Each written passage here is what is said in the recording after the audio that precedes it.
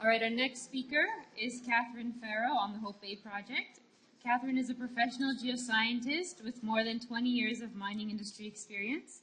Since November 2012, she has been CEO, director, and co-founder of TMAC Resources, a private exploration, development, and mining company based in Toronto and Cambridge Bay, Nunavut. Prior to TMAC, Catharine has held several senior executive roles ranging from exploration, corporate development, technical services, and project evaluation, including COO of KGHM International, formerly Quadra FNX.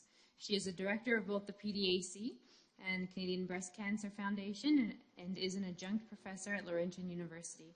Catharine obtained her BSc from Mount Allison University, her MSc from Acadia, and her PhD from Carleton.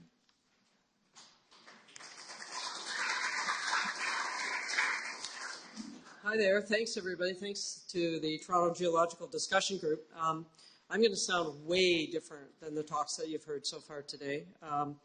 What we'll talk about today is taking a really advanced exploration project, in fact, an almost built mining project, and getting it over the line in really tough times. So it fits that theme of working in challenging times, and what are the things that you can do, especially because a lot of the people that went before you did a lot of really good things, and what you're doing is you're leveraging that in these times. So we'll talk a little bit about that. I'd like to acknowledge who I've listed as my co-authors here: Dave King, TMAC's Vice President of Exploration and Geoscience; Gord Morrison, our President; and Floyd Varley, our Operations VP Operations.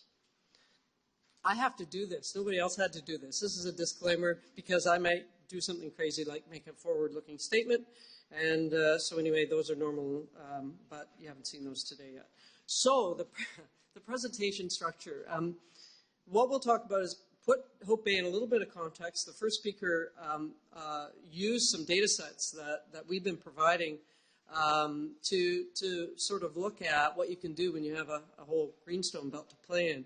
I'll talk a little bit more detail about what that looks like and actually the corporation, because it's important to this story of building out how you actually work in challenging times.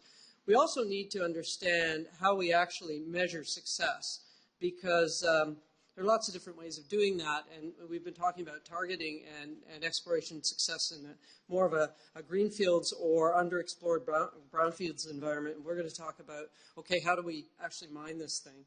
And what that path to success looks like when you're in an absolutely situation critical capital markets situation. So what can you do? What are some of the things? And that's sort of the common theme that we're going to explore a little bit today, is what are the things you can do, even though times are tough and sometimes money and the timing of receiving money can really put you in the penalty box in so many ways. So this is a shot of a couple of weeks ago, our ice road across the Arctic Ocean from Cambridge Bay to Hope Bay. It's about 160 kilometers by this road. This is just to take stuff back and forth between the community of Cambridge Bay, our nearest community, and Hope Bay site. It isn't our regular way of supplying the camp, but there are a couple of reasons why we have it, and I thought that was actually a really cool picture. So anyway, we'll kick it off. It's a long road, but we've done well. So Hope Bay is up in the high Arctic, and it is, where's my mouse here? Okay, it's where the red dot is. It's right in the central Arctic on the Arctic Ocean, which really gives us an excellent advantage as far as managing big bulk items when you're building a mine. We can come from the west coast of Canada. We can come from the east coast of Canada. We can come down the Mackenzie from Hay River and supply in big bulk items like 20 million liters worth of fuel. So we're not using ice roads. We don't have that unusual and that sometimes challenging logistical aspect. So we bring things in bulk. We can do that 8 to 10 weeks of the year, but we know what that window is, and being on tidewater is a big shift for us as far as operational costs. There are a lot of people working in the Arctic. One of the things that we've had to challenge people, and when we look for investors, is to get them to understand that you can manage costs in the Arctic. Some of our colleagues who are mining at Meadowbank, at Agnico Eagle, they've learned a lot of things, and some of the guys working in the diamond mines further to the south, they've learned a lot of things. And we're not smarter than anybody else. We're just using those pieces of information and trying to make a better mine up there. So it gives you an idea of location. The Hope Bay Greenstone Belt itself extends about 80 kilometers inland from the Arctic Ocean. It is bisected in red, this red north-south oriented line by the Hope Bay Deformation Zone. So think of the Hope Bay Deformation Zone as your Porcupine Dester if you're in the southern Abitibi or Larder Lake Cadillac Break. That's our major break. Most of the known mineralization, and it's very underexplored, is within a couple of kilometers of that break, usually on secondary and tertiary structures. The three known areas, and there's quite a bit of work done at two of these. First is Doris, that's the closest to the ocean, and it's connected by a permanent road to Madrid, where there is no infrastructure other than the road.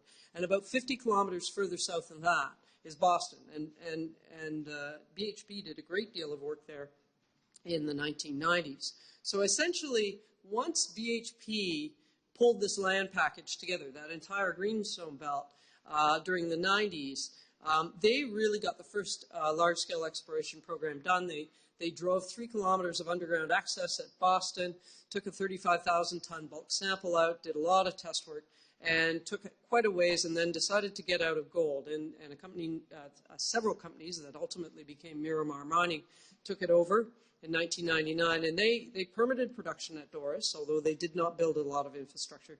Did a lot of drilling in the Madrid area and really built that resource up from the perspective of open pits. So not a lot of deep drilling, really looking at focusing surface-oriented production. In 2007, Newmont recognized the potential of the belt and the fact that it was underexplored and looked like the same age, same kind of rocks, same kind of things going on as most Archean greenstone belts in more southern parts of Canada, and they bought the entire thing for $1.5 billion. They poured about $800 million into it. I'll show you an example of the existing infrastructure associated with that. Plus, they went underground as well when they realized that really the way to kick this project off, the way to build it and get them to come, would be to go underground and begin high-grade underground mining, like so many of the camps in more southern parts of Canada have done. That's the way things got started years ago in places as diverse as Kirkland Lake and Val-d'Or and Timmins and Red Lake as well. For a variety of reasons and internal to a lot of large companies, especially the gold miners, a few years ago they ran into some capital appropriation problems, and they tried to vend the project, had very little success, and then through a kind of a circuitous route, we got involved, myself and two partners, Terry McGibbon and Gord Morrison. Some of the things that we've done, we've spent about $90 million on the project to get it started again. It had been more or less thrown into partly care and maintenance, partly mothballed. We issued a PEA in December 31st of 2013, and some of the results that I'll talk about, and just at a very high level, just to give you a flavor of what's going on there. We're days away from announcing a new PFS, and the reason it's a PFS is this is a very hybrid project, and I'll explain that in a little bit of detail as well. So we've got a lot of infrastructure at Doris. Basically, we need a mill, and we can get going. We're even permitted. Then we've got less and less pieces of information as we move to Doris, and ultimately we've got a capital issue we've got to deal with to get a road to Boston to put that into production. We have solved those, but it means that this is really something almost in production at the Doris end, and yet it truly is a PFS when you look at Boston. So we have had success when other people haven't at this time. $157 million that we've raised since March 2013, and we are a private company, and obviously that's success because nobody else has done that in Canada as far as a junior development company, either private or public, in Canada in the last 2 years because it's been such a dreadful market. This is the existing infrastructure at site. In the upper distance, you can see the Roberts Bay port. We have a port facility and 20 million liters of fuel capacity there. We have the airstrip integrated with our road, and it's partly expanded to 4,200 feet and needs a top coat, which we'll be doing probably this year. And you can see the main Doris campsite, and that's a 180-person production camp, full power plant, not quite fully constructed. We need to bring 2 gensets in this summer to finish it off, and that will power 2,000-ton-a-day operation and mill. You can see the future mill site, and the portal is sticking out of the edge of part of a dike system that actually forms Doris Mountain, which is partly obscured by the writing there.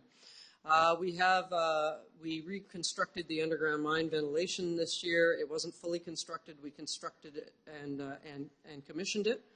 And we already have a fully permitted tailings impoundment, and you can see the North Dam on the right-hand side of the screen. The road to Madrid extends down in the left-hand side of the screen. That's about 8 kilometers, and it's permanent and can take a 150-ton 777 haul truck. This is underground, and just sort of to kick off the sort of measuring success from more of a technical perspective rather than monetary. This is the PEA summary, just a real quick and dirty. It's a high-grade mine, and in the PEA, we modeled 10 years. We wanted to show people that actually this is a money-making venture because we are leveraging existing infrastructure. And a lot of people are trying to do that, but it's such a fantastic infrastructure. We really don't need to do much other than bring in the mill. And it has very robust returns. And how did we get there, and what have we done to improve that? Well, in 2014, one of the things we had to do was de-risk the project more from the perspective of going public, which we would like to do very soon, even in these markets. We had to de-risk the project by upgrading the 1 million ounces we used to mine and put economics to in that PEA of late 2013. We had to get that up higher. We had to see if we could create some reserves. The reason for that is a lot of things were drilled very, very shallowly, and so it's an unusual situation to be in, but we had to deliver the message that we had geological continuity. We also wanted to keep our all-in drill costs, that's direct costs plus allocations, below $400, and we did that. Our actual was $361 a meter, and in the Arctic, when you consider a lot of our colleagues in the Arctic are drilling somewhere between $500 and $1,000 a meter, we were successful there. And there were a variety of reasons for doing that, and one of the earlier talks we talked about exploration as a business. And let's face it, your shareholders want to know exactly where every one of those dollars went and how they were allocated. And if you're just drilling holes and not paying attention to that, they won't give you money. And that's part of the reason why we are where we are and have these challenging times. We also have water management issues. The federal government made a change to water use practices for drilling and decided that recycled water in drills was actually to keep the pipes, the hoses from freezing was actually a water use. So a lot of our colleagues in the Arctic who did have drill programs cut back. We added drills because we used some technology that we used routinely in a previous life when we were running projects in Chile, and now are down to, in a day, we use about 5.5 cubic meters of water a day, which puts us well within our water use targets. So that's kind of an interesting story in itself of a combination of really good work amongst the drill companies, TMAC, and internally within TMAC, our operations, exploration, and environmental teams. The thing that we were able to do, which was really demonstrated that we had the geological continuity, is we were trying to get, as you remember, 1 million ounces from inferred into measured and indicated. We got 1.7 million into measured and indicated, and now sit at about total MNI of about 4.4 million ounces, up from 2.7. The reason for this is a lot of attention to detail when it comes to the geological side. And there is no silver bullet, as we've heard from a lot of our colleagues speaking today. It requires a lot of attention to detail with existing data, but we'll get to that. So what are some of the things you can do in challenging times with your project? You don't have a lot of money. Well, the one thing you are going to have to do is engage local communities, whether they're Aboriginal or not. In our case, we're working 100% on Inuit-owned surface land, and about 60 to 70% of our mineral resources are Inuit-owned. We work in Nunavut. Now is the time to do that. It's costly, but it mainly is legal, and you can keep that to a minimum, and travel. And there are a couple of ways to do that. And one of the things to really gain trust in a community is to actually go to the community and do your negotiations. Don't expect everybody to want to come to Toronto, because they're not. And you're paying for their travel anyway. Pay for your own. The other thing is keep lawyers out of the room during negotiations. And no offense to any lawyers in the room, but really you have to find out what works for everybody, get a win-win situation, and then paper it up later on. So we were able to actually a couple of weeks ago sign a 20-year beltwide agreements for surface tenure and mineral rights with our Inuit partners. The framework agreement reduces the number of little agreements that used to exist for working on Inuit-owned land. And remember, in Nunavut, all Aboriginal land claims are actually settled. So you know who you're dealing with. It actually is quite a better place to work than some other jurisdictions in Canada and the world. We also signed our impact benefits agreement, and our mineral exploration agreements had been previously signed, but they were ratified by the KIA for all our Inuit-owned mineral rights. So that was pretty landmark. Nobody's done that before that way in Nunavut, but it was an opportunity. We had time to get these over the line, and it did take about 22 months to get it all together. So let's get back to the exploration, and what have we done there with the good work that people have done before us. Where we increased a lot of our mineral resources in the examples that I gave you previously, we're first at Doris. This is a longitudinal section, and we're looking to the east. We have developed infrastructure, and you'll notice, if I can do this with the mouse, there it is, this gray outline here, that's the underground infrastructure. We upgraded this purple hatchet area into measured. The red went from, in the background, you can see these little patches that were beige. Those were inferred before. This is now all indicated. Only the 2014 drill holes that we put in are shown here, because obviously there are hundreds of drill holes here. For an idea of depth, each of these hatchers on the side are 200 meters. So these aren't very deep, and we have a dike that runs through, bisects the deposits. The structures that control these mainly upright veins continue below the dike. They're not displaced. And in fact, what we would like to do is, rather than continue to establish these mineral resources from drilling at surface, we will be establishing underground platforms and continuing there. So now Doris suddenly goes from an M&I of 265,000 ounces to 900,000 ounces, and we will report reserves on that in the coming, probably next week. At Nartok, which is the north part of Madrid, a couple of things had happened. And first of all, it's a very complex environment where breccias have accessed north-south regional structures and sort of ballooned up underneath this blue unit here, which is a variolitic mafic volcanic, which is relatively impermeable. And what's happened is you've had this sort of plug of variolitic basalt sitting there, and some fluid flow and related emplacement of the breccias pooling under these sort of convex nooks that are elongated, shoots underneath that variolitic breccia. The other complication to this was previous drilling had taken where that Madrid deformation zone swings from north-south to east-west, and most of the drilling had been focused on trying to build up ounces in an east-west orientation, or accepting that the structures were east-west. A lot of our really detailed geological work, and in fact this particular screen capture shows just two sections. It's a north-south section, east-west section. We also have plans, and we do oblique ones as well. It's called Tearing the Geology Apart, and everything too. And it's not just the rock types and the excellent geochemical work that people maintain in a database, but it's alteration, it's structural information, it's empirical observations, it's mineralogy. And in fact, we had to rebuild a lot of those historical data sets so that they would include those data. And going through a series of peer reviews, sections and plans, sections on every 12.5 meters, and plans every 10 meters where there was enough data, where there were enough data, and that really starts to pull out a lot of these relationships.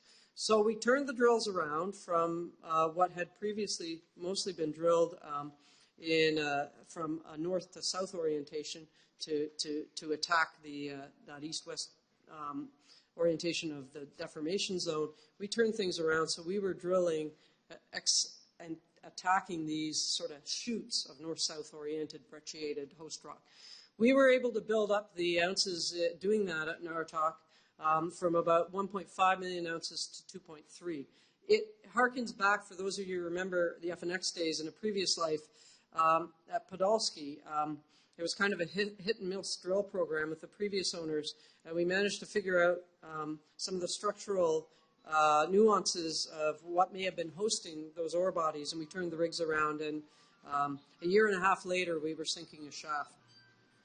This is our water management shot. I talked a little bit about water management. This is just an example of some of the things that we did. Again, very low cost, and our drill company, Geotech, worked with us on this.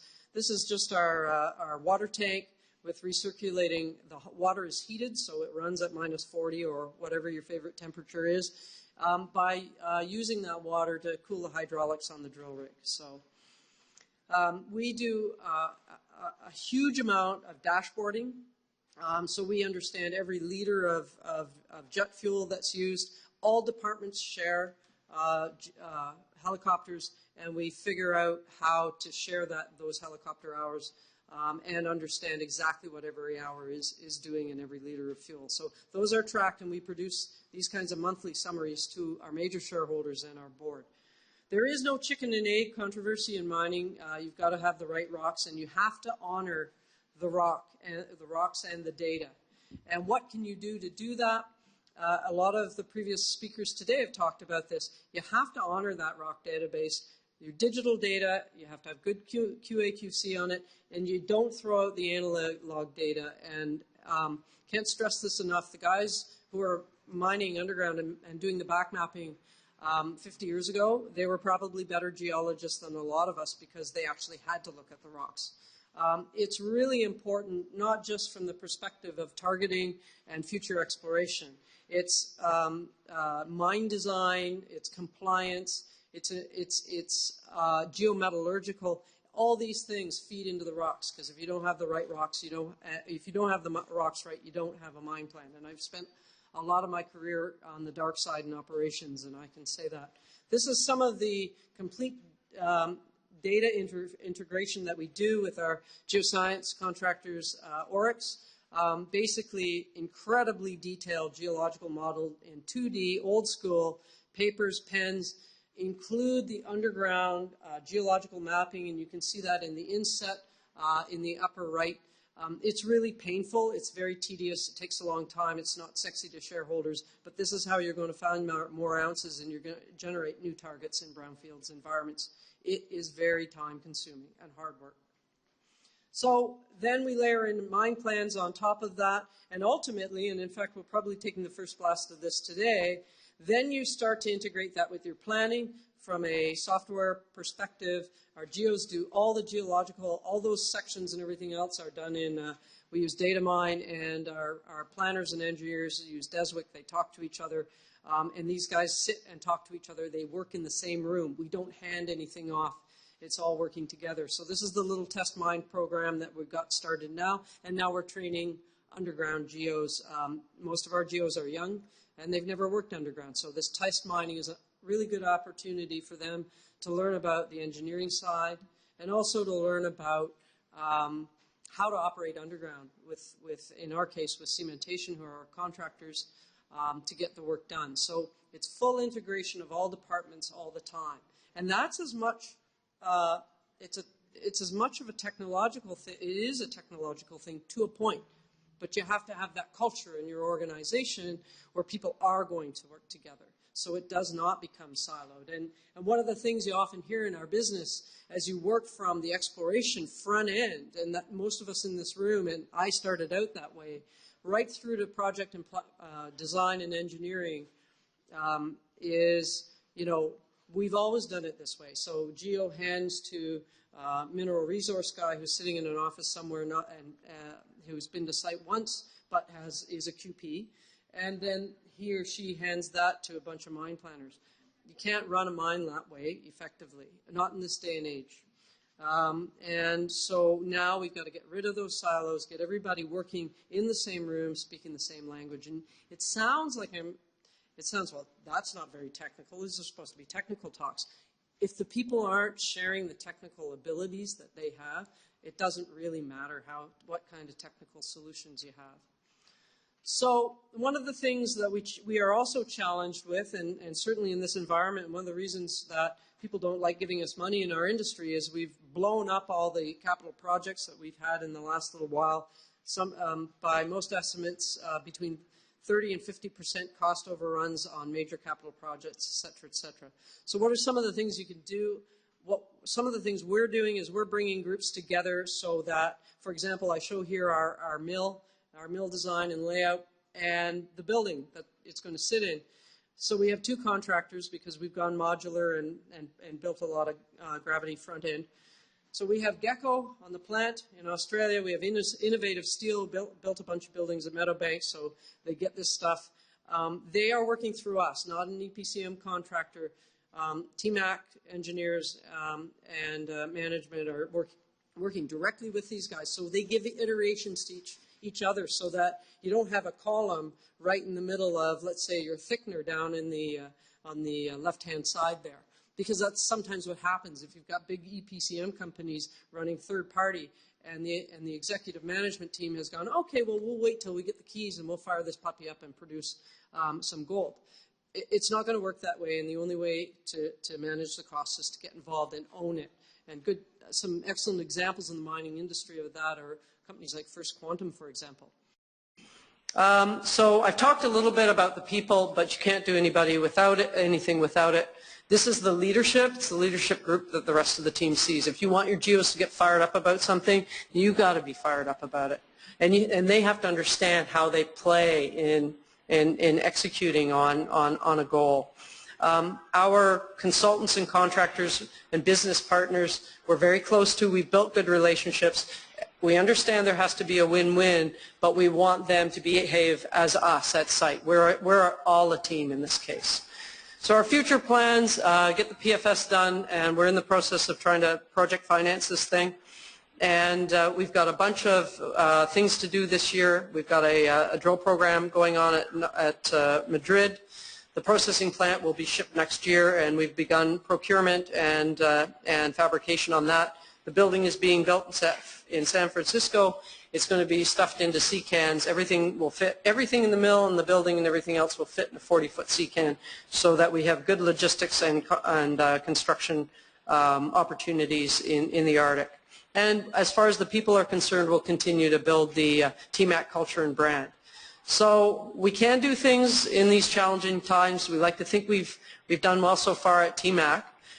We're not bearish. We're looking ahead at exciting times. And so thank you, or as I say in Inunnaqtun, in our part of Nunavut, Juana.